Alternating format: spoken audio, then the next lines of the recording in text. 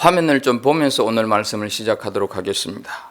마치 가자미를 코팅해 놓은 것 같지 않습니까?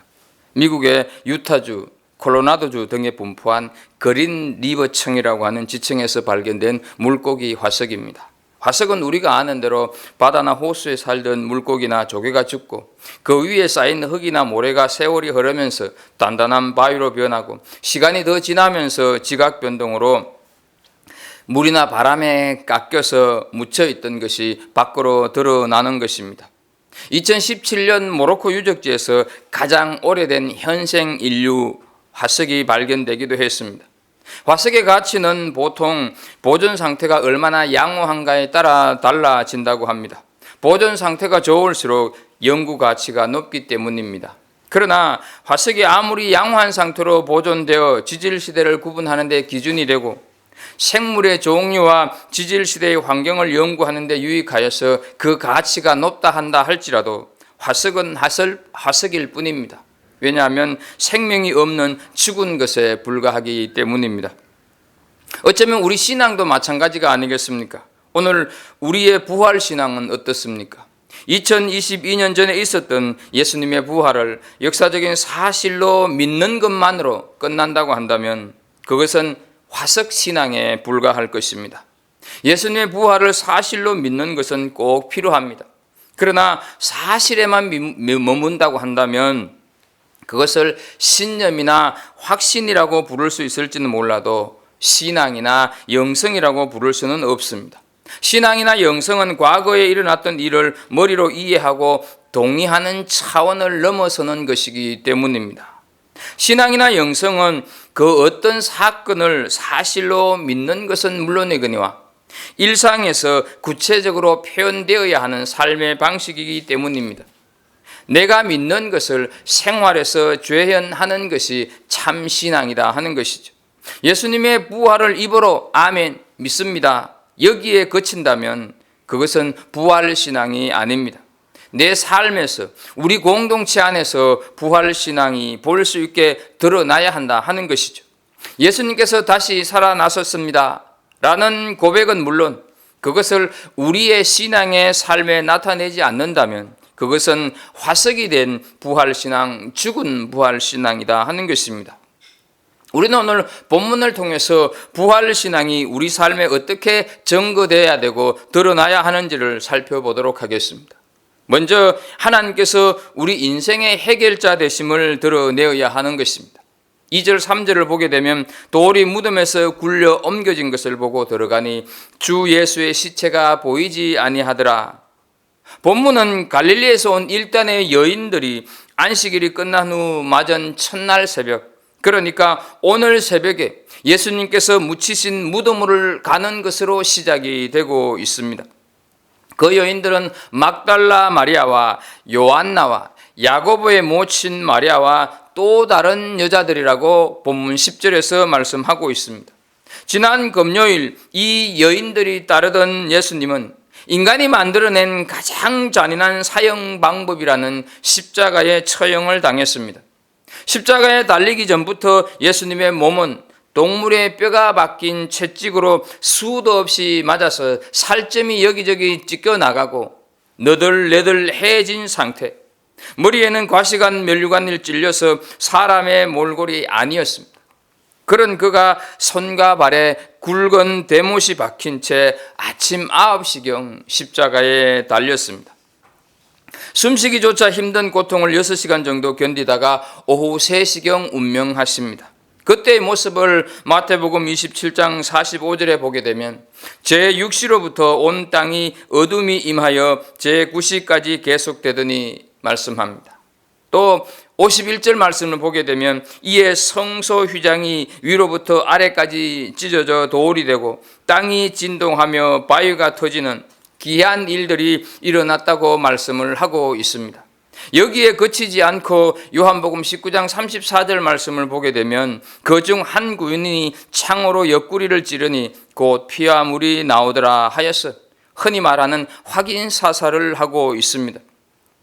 율법에 의하면 나무에 달려 죽은 사람은 그날 매장하도록 되어 있었고 금요일 해질 때부터 안식일이 시작되기 때문에 사람들은 서둘러 예수님을 장사 지냈습니다. 그분의 시신은 공회원이고 부자였던 아리마대 요셉의 묘실에 묻혔고, 예수님의 장례를 확인한 여인들은 안식일로 인해서 숙소로 돌아가야 했습니다. 안식일이 지나자마자 이 여인들은 마지막으로 주님께 무엇인가를 해드리기 위해서 시신이 썩는 냄새를 막는 향품과 향유를 준비해서 미리 받은 무덤으로 갔습니다. 슬픔과 낙심으로 가득 찬 마음으로 무덤을 향하면서 이 여인들은 밀려오는 또 다른 걱정에 어찌할 바를 몰랐습니다. 그것은 바로 무덤을 막아놓은 큰 돌을 치울 수 없었기 때문이었습니다. 마가복음 16장 3절을 현대인의 성경으로 보게 되면 무덤 입구에 막아둔 돌을 누가 굴려줄까 하며 서로 걱정하였다, 이렇게 말씀하고 있습니다. 그들에게 그 돌은 절망의 상징과 같은 것이었습니다. 자기들이 어떻게 할 수 없는 거대한 장애, 자기들의 한계 상황을 아프게 상기시키는 그 돌을 걱정하며 그들은 무덤으로 갔습니다. 그런데 이게 웬일입니까? 돌은 옮겨져 있었고 무덤 속에는 주님의 시신이 없었습니다. 마태복음 28장 2절을 보게 되면 큰 지진이 나며 주의 천사가 하늘로부터 내려와 돌을 굴려내고 그 위에 앉았는데 라고 하였어요. 천사가 그 돌을 옮겼습니다. 천사가 왜 그 돌을 옮겼습니까? 예수님을 위해서 옮겼습니까? 아닙니다. 천사가 돌을 옮기 전 예수님은 이미 부활하시고 무덤에서 나가셨습니다. 그렇다고 한다면 천사들은 왜 돌을 옮기셨을까 하는 것이죠. 그것은 바로 이 여인들을 위해서입니다. 그들이 무덤에 들어와 하나님께서 하신 일을 볼 수 있게 하려고 돌을 옮긴 것입니다. 하나님께서는 죽음을 정복하시고 절망과 불가능의 돌을 옮기시는 분임을 알게 하기 위해서 그렇게 하셨다 하는 것이죠. 인생을 사는 우리들에게도 그런 돌이 있습니다. 아무리 해도 꿈쩍하지 않는, 내 힘으로는 어떻게 할 수 없는 삶의 돌이 있습니다. 무슨 고통의 돌이 가슴을 짓누르고 있습니까? 어떤 역경의 돌이 마음에 가득 메우고 있어서 내 삶이 차가운 겨울처럼 느껴지고 있습니까? 내 비즈니스가, 내 건강이, 내 가정이, 내 앞날이 돌이 되어 있는 성도들도 있습니다. 회복이 불가능해 보이는 어떤 상처가 돌이 되어 있습니다. 도저히 넘을 수 없는 어떤 장애물, 극복할 수 없는 죄의 욕구, 내 힘으로 견딜 수 없는 시련, 치명적인 실패나 깨어진 꿈이 돌이 되어 있는 사람 많이 있습니다. 그러나 그것이 무엇이든 하나님께서는 그 돌을 우리 인생에서 옮길 수 있는 줄로 믿습니다. 우리는 그 능력의 하나님을 신뢰해야 합니다. 하나님은 내 인생의 해결자이심을 믿는 그 믿음을 드러내야 한다 하는 것이죠. 힘들더라도 믿음으로 행하며 포기하지 말고 계속해서 그분의 도우심을 강구할 필요가 있다 하는 것이죠. 한번 보십시오. 나는 가슴만 태웠는데, 나는 심히 마음 졸였는데, 나는 그냥 발만 동동 구르고 있었는데 부활하신 주님이, 살아나신 주님이 돌을 굴러버렸다 하는 것이죠. 내 인생길을 가로막은 돌을 옮길 수 없어서 주저앉아 있지는 않습니까? 내 힘으로 할 수 없는 불가항력적인 일, 사람이 해결할 수 있는 것은 결코 아닙니다. 세상이 답을 줄 수 있는 것도 아닙니다. 이 부활의 날, 부활하신 주님이 우리 인생의 그 침도를 치워버릴 것을 믿음으로 고백하는 은혜가 있기를 축복합니다. 부활신앙은 그 능력의 하나님을 기대하면서 그분을 신뢰하면서 살겠다는 각오를 다짐과 동시에 그 다짐을 삶 속에서 드러내어야 한다 하는 것이죠. 두 번째로 우리는 이 예수님의 부활을 통하여서 하나님의 약속이 이루어진다고 하는 사실을 확정하는 삶을 살아가야 하는 것입니다. 7절을 보게 되면 이러시기를 인자가 죄인의 손에 넘겨져 십자가에 못 박히고 제3일에 다시 살아나라 하리라 하셨느니라 한데 말씀을 하고 있습니다. 돌이 옮겨졌고 무덤이 비어 있는 것을 보았음에도 불구하고 여인들은 하나님께서 어떤 일을 하셨는지 충분히 깨닫지를 못했습니다. 그래서 그들이 근심하고 있을 때 빛나는 옷을 입은 하나님께서 보내신 천사들이 나타났습니다. 나타난 천사들이 어떤 말을 했습니까? 그들은 여인들에게 예수님께서 생전에 하셨던 약속의 말씀을 상기시켰다 하는 것이죠. 주님의 약속을 잊어버렸느냐? 그분께서 십자가에 죽으시고 다시 사실 것을 말씀하시지 않았느냐? 그 약속이 이제 다 이루어졌다, 이렇게 말을 하는 것이죠. 천사들의 말을 들은 여인들은 비로소 예수님 생전에 하신 말씀을 기억했다고 오늘 본문 8절에서 말씀하고 있습니다. 하나님의 약속은 반드시 이루어집니다. 부활절은 그 사실을 확증해 준 날입니다. 그리스도인은 이 확정을 생활 속에서 드러내며 사는 사람들입니다. 우리가 사는 이 세상은 달콤한 것들을 많이 약속하지만 그 약속에 대한 책임은 지지 않습니다. 정치인들은 많은 공약을 내세우지만 지키는 것은 거의 없습니다. 기업하는 사람들도 마찬가지입니다. 수많은 부부들이 혼인 서약을 지키지 않습니다. 그러나 우리 하나님께서는 반드시 약속을 지키십니다. 성경은 약속의 책입니다. 신약성경, 구약성경 이렇게 말할 때 그 약자가 바로 약속 혹은 언약이라고 하는 뜻입니다. 성경은 온통 약속으로 가득 차 있습니다. 하나님께서 우리 인간들에게 하신 첫 번째 약속은 창세기 3장 15절에 있습니다. 내가 너로 여자와 원수가 되게 하고 네 후손도 여자의 후손과 원수가 되게 하리니 여자의 후손은 내 머리를 상하게 할 것이요 너는 그의 발꿈치를 상하게 할 것이니라 하시고, 이 구절에서 너는 뱀, 다시 말해서 사탄을 가리키는 것입니다. 그리고 여자의 후손은 예수님을 가리키는 것입니다. 그러니까 예수님께서 십자가에 죽으시고 부활하심으로 인하여서 인간을 사망으로 몰고 가는 사탄의 권세를 깨트리겠다고 하는 약속입니다. 그 약속을 지난 금요일 예수님께서 십자가에 달려 죽으시고 오늘 새벽 부활하심으로 이루어지셨다 하는 것이죠. 또 하나 약속을 예를 든다면 창세기 15장 13절입니다. 여호와께서 아브라함에게 이르시되 너는 반드시 알라. 네 자손이 이방에서 객이 되어 그들을 섬기겠고 그들은 400년 동안 네 자손을 괴롭히리니. 이어서 16절 말씀을 보게 되면 네 자손은 4대 만에 이 땅으로 돌아오려니 말씀을 합니다. 그러자 아브라함이 하나님에게 내 후손들이 다시 이 가나안 땅으로 돌아온다고 하는 것을 어떻게 믿습니까? 라고 하나님께 질문을 하자 하나님은 아브라함에게 3년 된 암소 또 수장, 비둘기 이런 것들을 준비해서 언약을 맺습니다.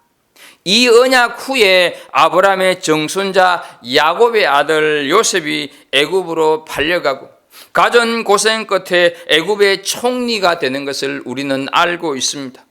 요셉은 아버지 야곱을 비롯한 11명의 형제와 가족 70명을 애굽으로 자기가 살고 있는 애굽으로 이민을 오게 합니다. 이 70명의 사람들이 400년의 세월이 흐르면서 장정만 60만 명, 가족들까지 합치면 좋기 200만의 백성이 되고 이 200만의 백성을 모세의 인도하에 약속의 땅인 가나안으로 들어가게 되는 것이죠. 수백 년 전에 하나님께서 아브라함에게 했던 언약을 지키시는 그 신실한 모습을 우리는 보게 되는 것입니다. 물론 2주일이면 갈 수 있는 그 가나안을 2주일이면 이집트에서 이스라엘로 가나안으로 갈 수가 있었는데 하나님께서 40년 동안 광야를 헤매게 하는 고난의 길을 가게 하십니다. 그러나 그것은 하나님께서 무능하시기 때문이 아닙니다. 여기에는 또 다른 하나님의 이유가 있습니다.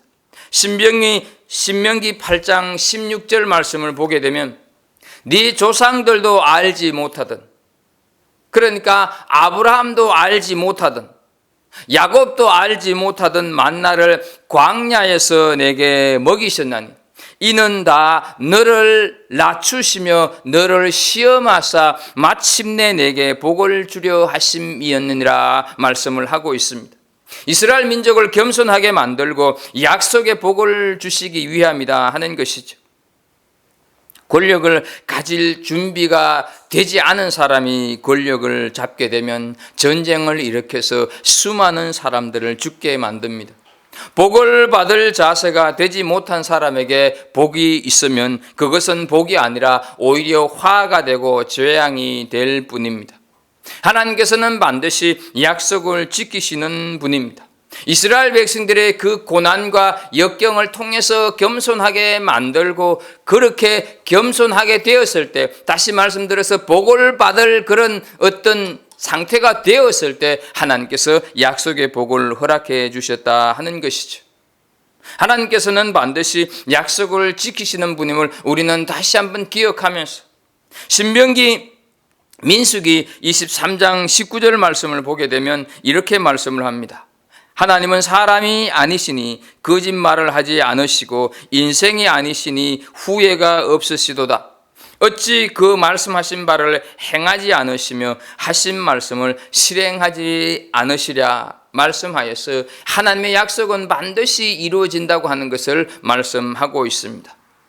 사실 죽은 자를 사흘 만에 다시 살리시겠다는 약속만큼 불가능한 약속이 어디 있겠습니까? 그 약속이 지켜졌다고 한다면 다른 약속이 왜 지켜지지 않겠습니까? 우리는 기억해야 할 것입니다. 하나님께서는 예수님의 부활만 약속한 것이 아니라 우리의 부활도 약속을 하셨습니다.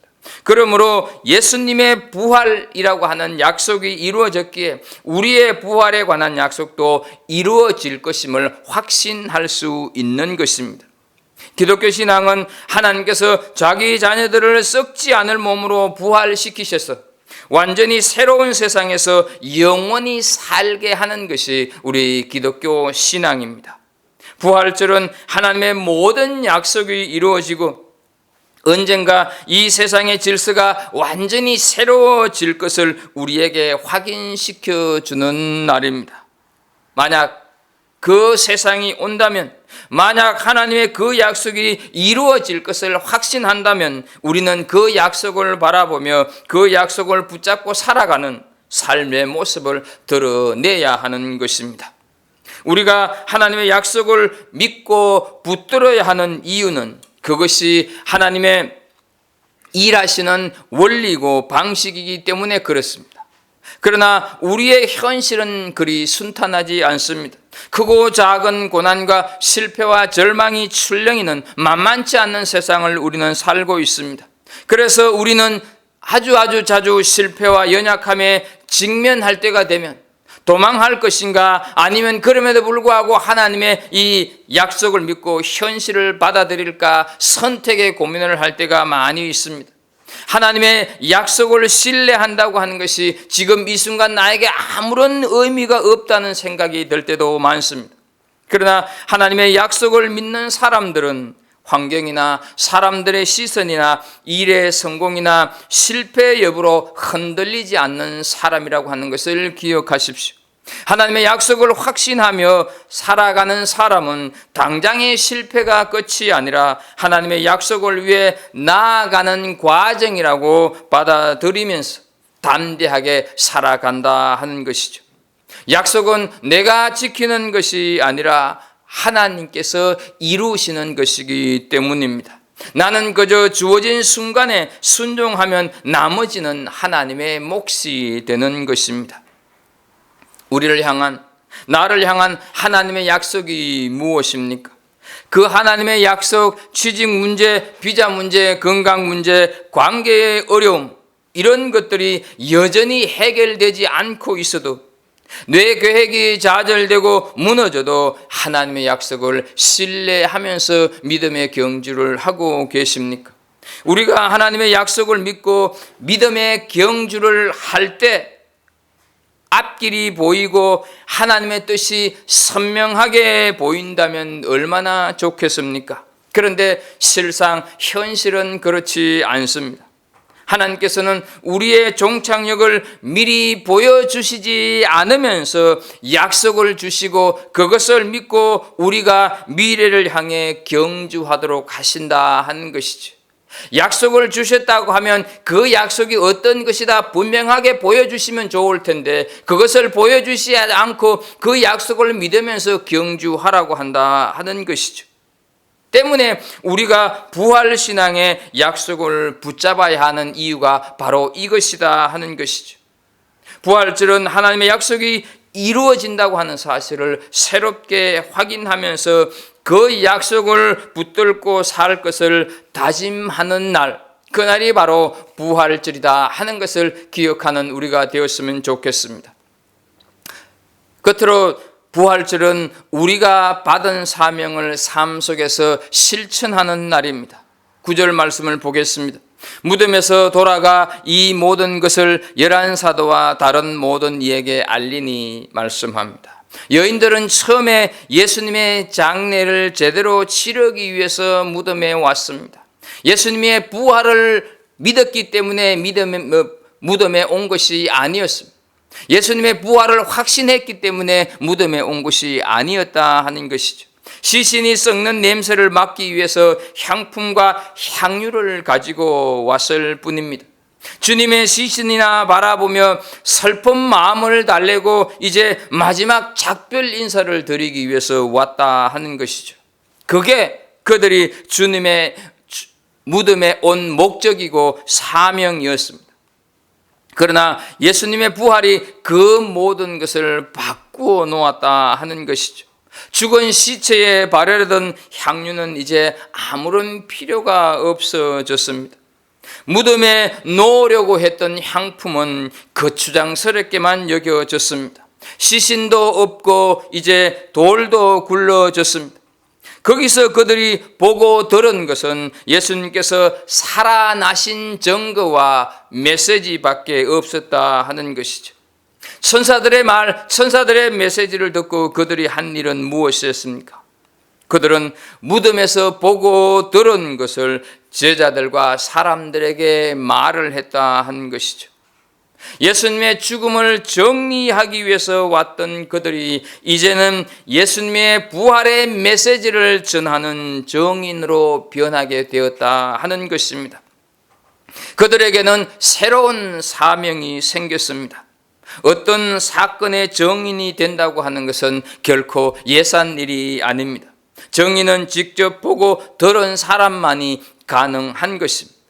우리는 예수님의 부활을 경험한 사람들입니다. 물론 물리적으로는 다시 사신 그분을 본 것은 아닙니다. 그러나 우리는 믿음으로 그분의 부활에 참여했고 그분의 살아계심과 부활의 생명력을 분명히 느꼈다 하는 것이죠. 성령님을 통해서 그분의 사랑과 위로하심과 능력을 경험했습니다. 살아계신 주님의 음성을 들었고 지금도 듣고 있습니다. 우리는 믿음으로 그분의 죽으시고 다시 사신 사건에 연합했습니다. 우리는 그분만이 이 세상의 유일한 소망이요 모든 문제의 대답임을 확실히 믿습니다. 그러므로 우리는 이 사실을 정언하고 증거해야 하는 것입니다. 한 달 전 목요 기도회 때 잠깐 소개했었는데 셔우드 홀이라고 하는 의사가 쓴 조선 회상이라고 하는 책이 있습니다. 셔우드 홀은 아버지 윌리엄 홀의 뒤를 이어서 한국에서 2대째 어로 선교를 했던 선교사입니다. 그 아버지도 자신도 부부가 모두 의사였습니다. 2대째 부부가 의사라고 한다면 미국에서 얼마나 편안하고 부유하게 살았겠습니까? 누구도 못지않을 상류사회의 삶을 즐겼을 것이고 부부 의사로서의 명성도 떨쳤을 것입니다. 그런데도 그들은 그 모든 것을 마다하고 당시 언둔의 나라 세계에서 가장 가난한 미개한 조선 땅에 왔습니다.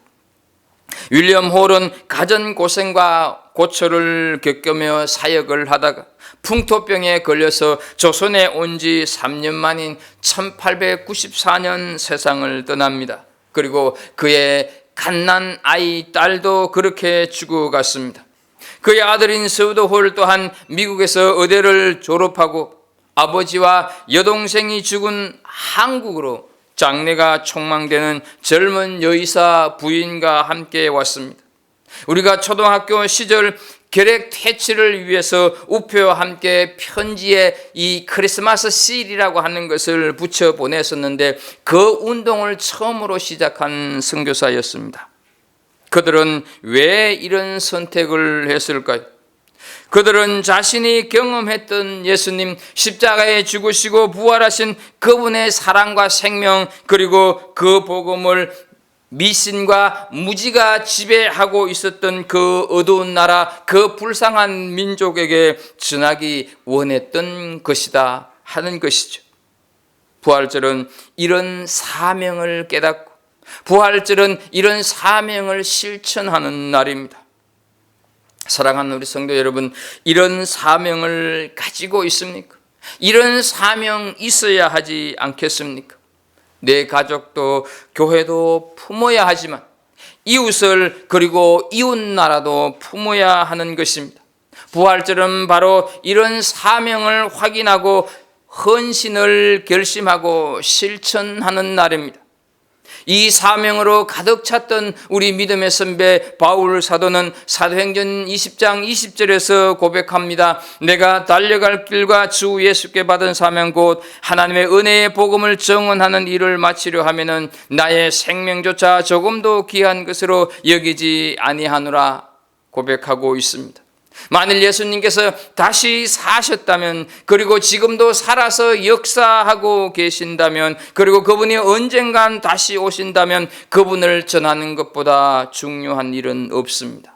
그것보다 더 가치 있는 일은 없습니다. 우리의 부활 생명이 죽어버린 화석 같은 신앙은 아닙니까?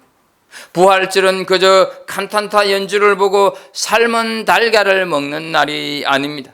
이날은 누구도 옮길 수 없는 우리 인생의 무거운 돌을 옮겨버리시는 하나님의 능력을 믿으면서 그 능력을 힘입어 사는 모습을 나타내는 날입니다.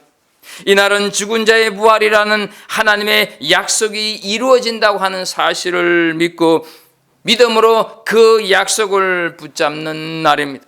그리고 이날은 지금도 살아계신 예수 그리스도를 전하는 새로운 사명을 깨닫고 그 사명에 헌신하는 삶을 살아가는 것이 부활절입니다.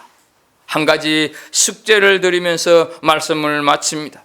이번 한 주간 동안 더도 말고 덜도 말고 딱 한 사람에게만 복음을 좀 전해보십시오. 불러내어서 정심을 함께 하든지 차를 마시든지 어떤 방법도 좋습니다. 정말로 우리의 도움의 손길이 필요한 사람이면 더더욱 좋을 것입니다. 그 사람과 함께 하면서 복음을 한번 전해 보십시오. 그래서 부활신앙을 삶으로 정언하고 증거하는 성도들이 되시기를 주 예수 그리스도 이름으로 축복합니다. 기도하겠습니다. 하나님 아버지, 우리에게 부활주의를 주셔서 감사합니다. 죽은 사람에게서 살아나신 사람으로 우리에게 다가오심을 감사를 드립니다. 사망 권세를 깨뜨리고 우리에게 소중한 생명, 영생을 허락해 주셔서 감사합니다. 하나님, 이 부활주의를 맞으면서 우리의 부활신앙을 다시 돌아봅니다. 행여 죽은 화석과 같은 그런 생명 없는 부활신앙을 가지고 있는 것은 아닌지, 하나님 오늘 주신 말씀을 통하여서 정말로 우리가 살아가면서 겪는 삶의 모든 무거운 돌을 다 옮겨버리시는 하나님의 능력을 믿고 그 능력을 믿는 대로 살아가는 우리들 되게 해 주시옵소서. 하나님의 약속은 결코 변함이 없이 이루어지는 날, 그날이 바로 오늘임을 믿고 하나님의 약속을 끝까지 신뢰하며 살아가는 우리들 되게 해 주시옵소서. 하나님 아버지, 복음 전하는 날 부활주일은 하나님 다시 사신 예수 그리스도를 전하는 것이 우리에게 주시는 사명의 날이라고 하는 것을 깨닫고 그렇게 살아가는 우리들 되게 하여 주옵소서. 예수 그리스도 이름으로 기도하옵나이다. 아멘.